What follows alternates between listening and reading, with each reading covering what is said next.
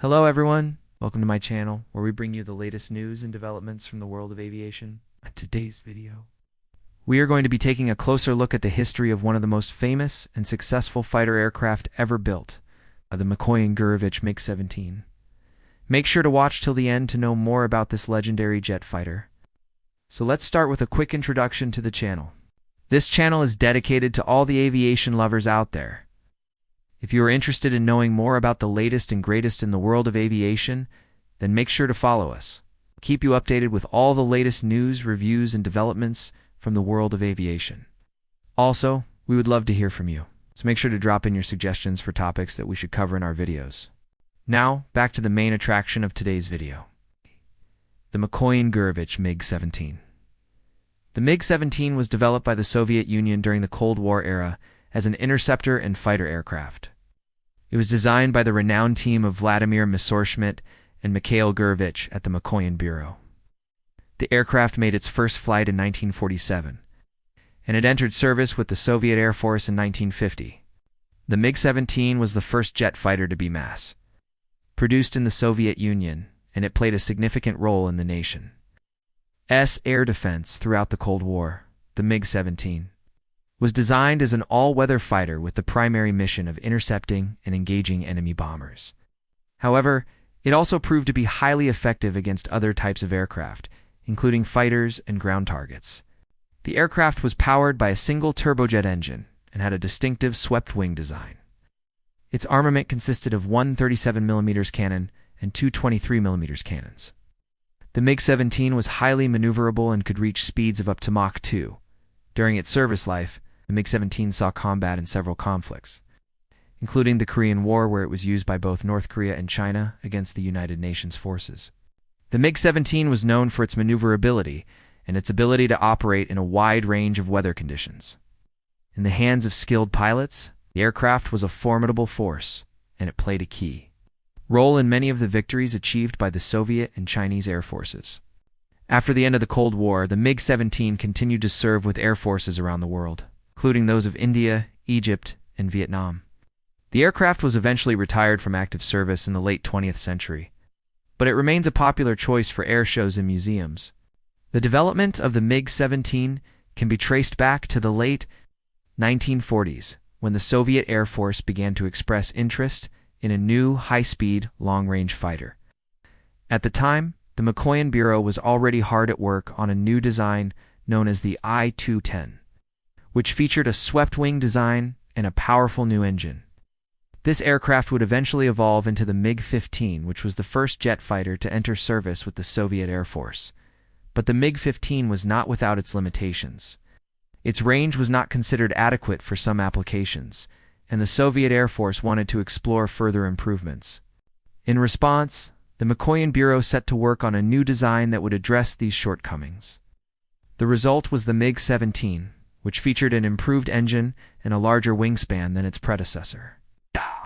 The new aircraft was given the designation I-215, and it made its first test flight in December 1946. The early MiG-17s were powered by a single VD7 engine, which was an improved version of the engine used in the MiG-15. However, this engine was later replaced by the more powerful VD7S, which allowed the MiG-17 to achieve a top speed of Mach 2. The production of the MiG-17 began in 1948, and the aircraft entered service with the Soviet Air Force. In 1950, the new fighter was assigned to the interceptor role, and it was tasked with engaging enemy bombers deep inside Soviet airspace. The MiG-17 was highly effective in this role due to its speed and maneuverability. During the war, the MiG-17 became known for its maneuverability and its ability to operate in a wide range of weather conditions. In the hands of skilled pilots like the Soviet aces Ivan Kosatab and Nikolai Gulov, the aircraft was a formidable force. Despite its success in combat, the MiG-17 was not without its limitations. Its range was not considered adequate for some applications, and it lacked the fuel capacity for long-range missions. Additionally, the aircraft's armament was not particularly powerful, and it struggled to engage heavily armed targets.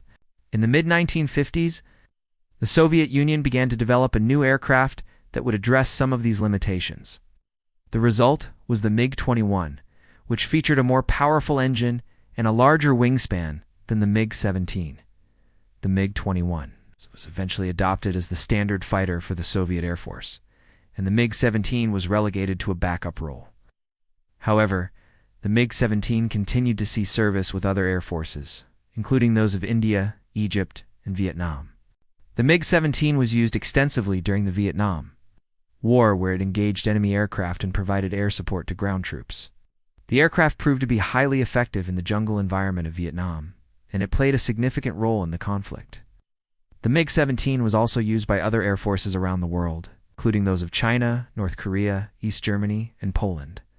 The aircraft was eventually retired from active service in the late 20th century, but it remains a popular choice for air shows and museums.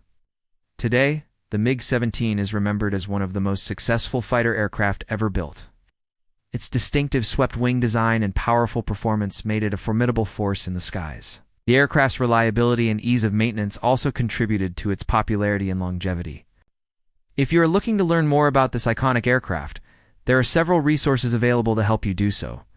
Books such as The MiG-17, A Documentary History, by Yefim Gordon, and The Complete Book of MiG Fighters, by Yefim Gordon and Alan L. Yefim Gordon, provide in-depth information on the development, production, and operation of the MiG-17 for a more visual approach.